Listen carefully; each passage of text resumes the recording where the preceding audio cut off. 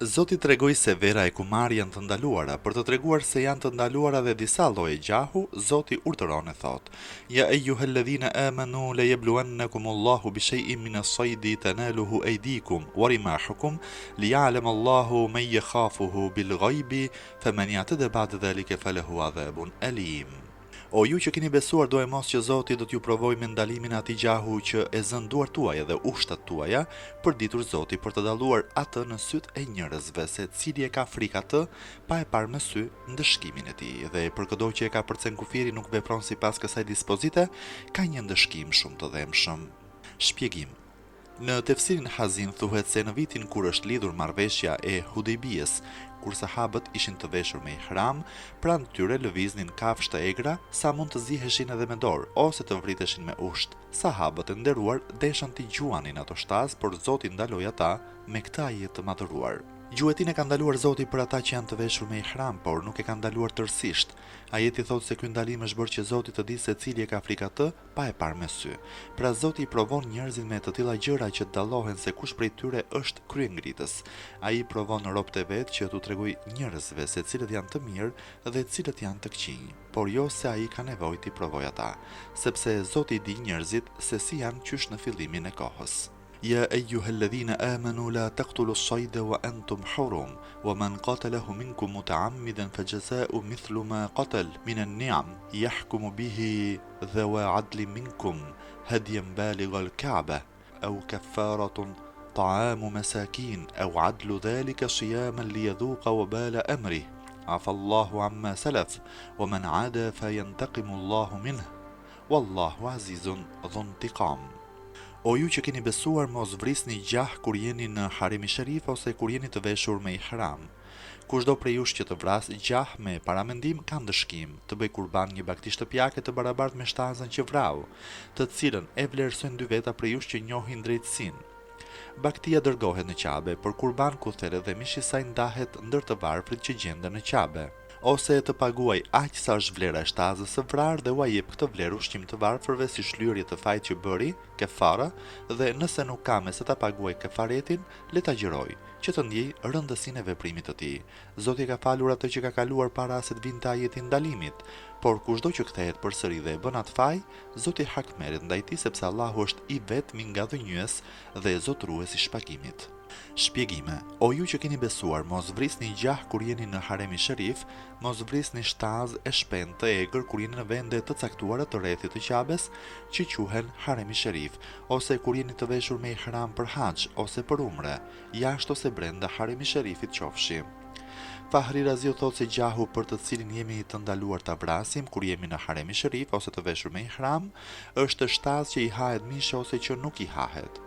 Në qoftë se shtaza është nga ato që nuk u hahet mishi, thotë Imam Azemi, vlera e saj u duhet ndarë të varfërve, pavarësisht sa e madhe shtaza, dhe nuk duhet ta kapërcej vlerën e një deleje.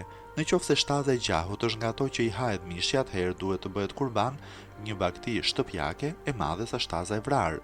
Se sa duhet jetë bakti shtëpiake që do të bëhet kurban për shtazën e vrarë, ajeti thotë se atë duhet ta vlerësojnë e ta vendosin 2 veta prej atyre që e njohin drejtësinë. Të gjitha vrasjet me armë, me zagar, me skifter e të tjerë konsiderohen një lloj, ashtu siç lejohet të bëhet kurban një bakti në madhësinë e trupit të shtazës së vrarë, po ashtu lejohet të ndahet vlera e saj duke i dhënë çdo të varfri vlerën e një sadakaje fitri, që është e barabartë me aq sa i të ngopet për një ditë ose në vend të çdo fitre, agjërimi një dite. Zoti me madhërinë e vet e ka bërë vaxhib kefaretin me njërin nga 3 mënyrat e mësipërme, si ndëshkim të atij njeriu që cënon respektin atij vendi, duke e vepruar kundër urdhrit të Allahut, meqense ky ndëshkim është i rënd për natyrën e njeriu, Zoti ka prur fjalën wabal, do me thënë e rënd.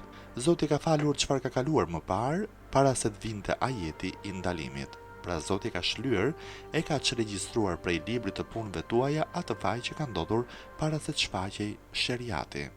Por kushdo që kthehet përsëri e të bëj faj, Zoti hak merret ndaj tij. Pra kushdo që e përsërit atë faj pasi e ka shlyer një herë me kefaret, për atij njeriu Zoti merr shpagim, intikam, dhe atij nuk i shlyhet më faj me kefaret. Sepse Allahu është i vetmi nga dhënjues dhe zotëruesi i shpagimit. Ai nuk i lë keqbërësit pa i ndëshkuar.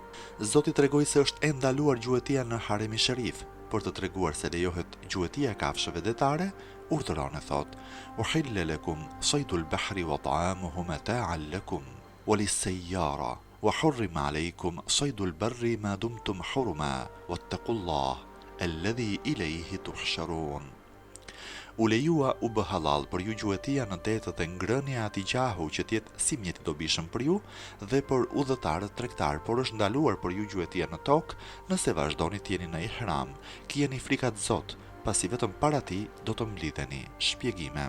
U lejua u bë halal për ju gjuetia në det dhe ngrënia ati gjahu që tjetë si mjet i dobishëm për ju dhe për udhëtarët tregtar. Kuptimi: o besimtar, lejoheni të gjuani në përdete dhe në ujrat të tjera, si liqene, lumenj, përenj, e në ujrat të tjera të ëmbla qofshin ose të kripura, lejoheni të hani çdo lloj peshku të detit që tjetë si mjet dobije për ju e për ata nga ju që udhëtojnë për tregti, me ihram qofshi ose jashti.